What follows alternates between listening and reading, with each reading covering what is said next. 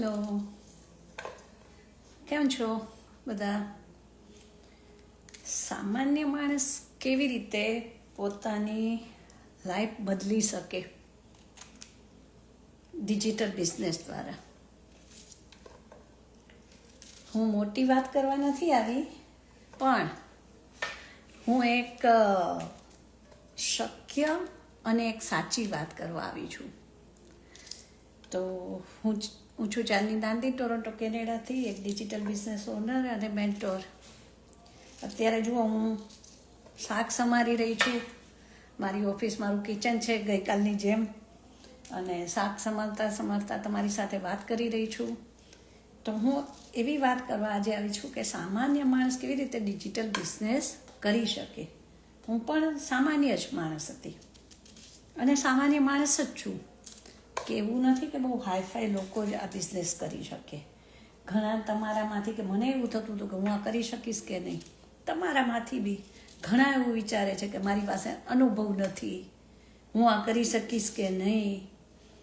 અને આ બિઝનેસ તો સામાન્ય લોકો માટે છે જ નહીં. બધા હાઈફાઈ હોય અથવા તો જેની પાસે ડિગ્રી હોય ને, જે કંઈક ખૂબ ભણેલા હોય ને, ખૂબ બધું આવડતું હોય, બધું બહુ નોલેજ હોય, એવા લોકો કરી શકે. તો હું ખાસ આજે એટલે જ લાઈવ આવીશ, કારણ કે મને ઘણા બધા લોકો આવા ક્વેશ્ચન કરતા હોય છે. જ્યારે અમારી સાથે વાત કરતા હોય ને, ત્યારે ઘણા બધા લોકો આવા ક્વેશ્ચન કરે. તો હું તમને જણાવું કે હું પણ એક સામાન્ય માણસ છું, સામાન્ય હાઉસવાઈફ છું. અને મેં પણ જોબ નથી કરીને હું ઘરમાં જ હતી. તો મને એમ થયું કે મારે કંઈક કરવું છે. તો પણ મેં પણ એવું જ પહેલાં તો વિચાર્યું હતું કે ભાઈ હું આ કરી શકીશ કે નહીં. હું હાઉસવાઈફ છું તો મારાથી આ બિઝનેસ થઈ શકે કે નહીં. મને પણ એવો ક્યાંક ખ્યાલ હતો તમારી જેમ, કારણ કે હું પણ તમારી જગ્યાએ જ હતી ત્યાં. જેમ તમે અત્યારે મારું લાઈવ જોઈ રહ્યા છો, એમ હું પણ મારા કોચનું અને મેન્ટોરનું લાઈવ જોઈ રહી હતી. હલો, ક્યાંથી જોડાઈ રહ્યા છો? થેન્ક યુ, તમે મારા લાઈવમાં આવ્યા. વેલકમ બધાને. અને ક્યાંથી જોડાઈ રહ્યા છે એ મને જણાવજો તમે લોકો, ચોક્કસ જ. અને હા, તો હું આ વાત એ કરી રહી છું કે હું આ કરી શકીશ કે નહીં. સામાન્ય લોકો પણ આ બિઝનેસ સામાન્ય લોકો માટે એટલા માટે છે કે જે લોકો જીવનમાં બદલાવ ઈચ્છે છે, જેમને કંઈક કરવું છે, અલગ કરવું છે, જેમને કંઈક ફાઇનાન્શિયલ ફ્રીડમ જોઈએ છીએ અને ફેમિલી સાથે ટાઈમ પણ સ્પેન્ડ કરવો છે. જો હું અત્યારે મારો બિઝનેસ મારા બિહાફમાં રન થઈ રહ્યો. હું અત્યારે શાક સમારી રહી છું, રસોડામાં બેઠી છું, તમારી સાથે વાતો કરી રહી છું. બસ આ જ કરવાનું છે આ બિઝનેસમાં. કંઈ બહુ મોટું તમારે નોલેજની જરૂર નથી. હા, તમે ખાલી કોચેબલ હોવા જોઈએ. અને તમારામાં શું હોય કે અહીંયા શું જરૂર છે ખબર છે? એક તો તમારી શીખવાની ધગસ, કંઈક લર્ન કરવાની તૈયારી હોવી જોઈએ કે તમે કોચે બોલો કે ભાઈ ચલો નથી આવડતું તો હું શીખીશ. બીજું એક કન્સિસ્ટન્સી હોવી જોઈએ કે ભાઈ આપણે ચાલુ કર્યું છે તો આપણે કન્સિસ્ટન્સી રાખીશું, બરાબર. અને બાકી સાચી સિસ્ટમ જે અમારી છે, પ્રૂવન સિસ્ટમ છે અમારી ઓનલાઈન ડિજિટલ બિઝનેસની. અને તમને જો ફેમિલી માટે ટાઈમ તમને મળે, એટલે એ જે બધાને જોતો જ હોય છે કે ભાઈ મારે ફેમિલી સાથે ટાઈમ સ્પેન્ડ નથી થતો. હું પૈસા તો કમાઉં છું, પણ મારે પૈસા છે પણ સમય નથી.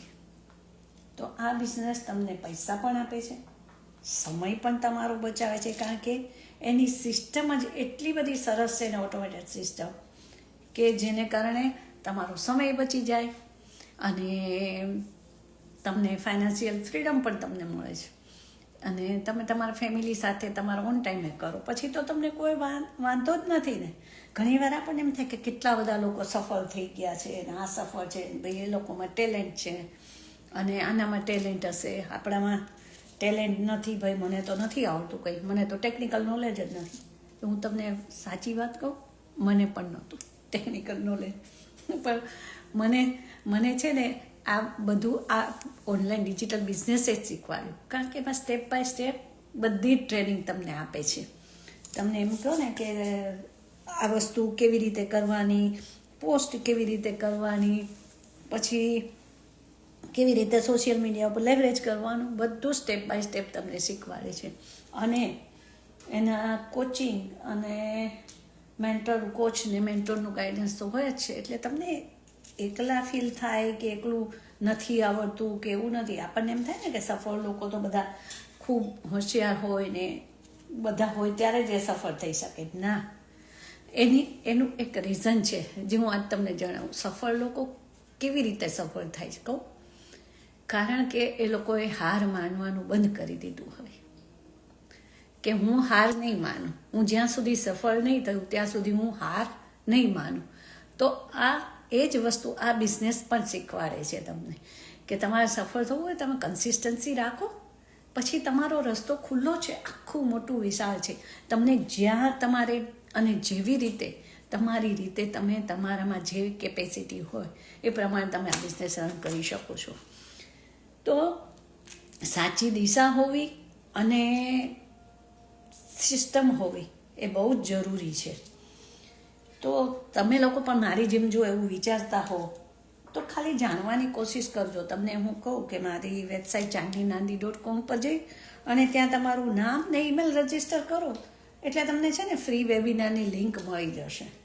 અને પછી તમારે કંઈ કરવાનું છે ને એમાં સાઇન અપ કરો તમારું નામ ને ઈમેલ, એટલે વેબિનાર જુઓ અને પછી તમને એવું લાગે કે તમારે કંઈક અલગ કરવું છે અને આ તમારા માટે યોગ્ય છે તો ચોક્કસ તમારો કોન્ટેક્ટ કરો, મને મેસેજ કરો, તમારા ડાઉટ ક્લિયર કરો કે તમે પણ આવી રીતે આરામથી બેઠા બેઠા જેમ અત્યારે હું શાક સમારતા વાત કરી રહી છું અને મારું ફ્રીડમ, મારો ફેમિલી ટાઈમ કે ફેમિલીનો બોધર કર્યા વગર મારું કામ કર્યા કરું છું, મારું બિઝનેસ બી ચાલે, મારું ફાઇનાન્શિયલ પણ બરાબર રહે અને ફેમિલી ટાઈમ રહે. ફેમિલીને કોઈને કમ્પ્લેન ના રહે કે એમાં તું તો બિઝનેસમાં છે ને પછી કંઈ કરતી નથી, આખો દિવસ બિઝનેસ આખો દિવસ ઓનલાઈન. ના, એવું નથી. હું મજા કરતાં એન્જોય કરતાં હમણાં જ આ બિઝનેસમાં એટલો બધો મેં હમણાં જ પોસ્ટ મૂકી છે, હજી આઈ થિંક કલાક થયો હશે. 16 કોન્ટ્રાક્ટ.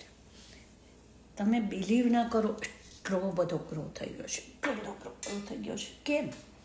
કંઈક તો હશે ને. કારણ કે અત્યારે લોકોને બધાને શું જોઈએ છે? ફ્લેક્સિબિલિટી જોઈએ છે.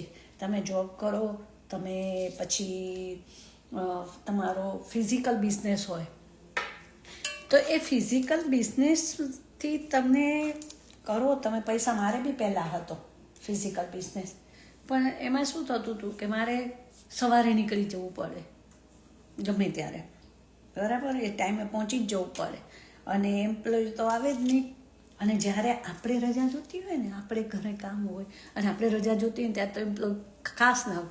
ઘણા લોકો જેને ફિઝિકલ બિઝનેસ હશે ને એ લોકો આ ફીલ કરતા જ હશે અને એમને એક્સપિરિયન્સ પણ આવો થયો હશે તો મને કોમેન્ટમાં જરૂર જણાવજો.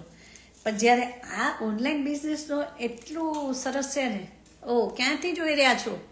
Thank you. મને ચોક્કસ જણાવો, તમે જવાબ લખજો બધા મને. અને હવે તો બધા તમે મને ઓળખો જ છો, લગભગ હું આવતી હોઉં રોજ લાઈવ એટલે. પણ આ બિઝનેસ, જે ફિઝિકલ બિઝનેસ છે ને તેમાં મને આ જ તકલીફ થતી હતી. પણ અત્યારે આ ઓનલાઈન ડિજિટલ બિઝનેસ મેં શરૂ કર્યો ને ત્યારથી મને એવું થાય છે કે હું મારી લાઈફ જીવી રહી છું. મારે જે કંઈક કરવું હતું એ પ્રમાણે હું કરી રહી છું. અત્યારે સ્ત્રીઓ પણ ઘણી બધી વિચારતી હોય છે કે ભાઈ મારે કંઈક કરવું છે ને શું કરવું ને કેવી રીતે કરવું, પણ મને તો કંઈ ખબર જ નથી પડતી. હું કરીશ કે નહીં એવો એક કાં તો ડર હોય, કાં તો ઘણીવાર લોકો શું કહેશે, ઘરના શું કહેશે, યાર છોડને યાર નથી કરવું, ઘરના કંઈક કહે અને રહી જાય. પછી કે મારે ઘર સાચવવાનું, પછી આટલા બધા કામ છે મારાથી તો ન થાય, મારી પાસે સમય જ નથી. પણ આમાં તમારે કોઈ પર્ટિક્યુલર સમયની જરૂર છે જ નહીં. તમારે તો ખાલી દિવસનામાં તો 2 કે 3 કલાક આપો અથવા તો 1 કલાક આપો.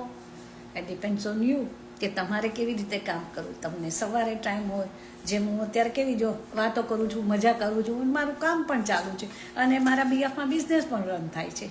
એટલે આ જ ફ્લેક્સિબિલિટી છે.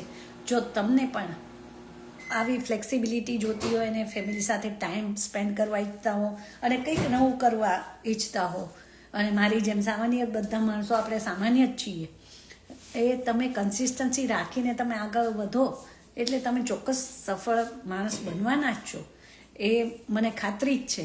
તો ચોક્કસ તમે મારી વેબસાઇટ chandninandi.com પર જઈ અને તમારું નામ અને ઈમેલ રજીસ્ટર કરો, એટલે હું તમને ફ્રી વેબિનારની લિંક તમને મળી જશે, અથવા તો તમે મને આપશો તો હું તમને મોકલી આપીશ, એવું જ કહેવા જતી હતી.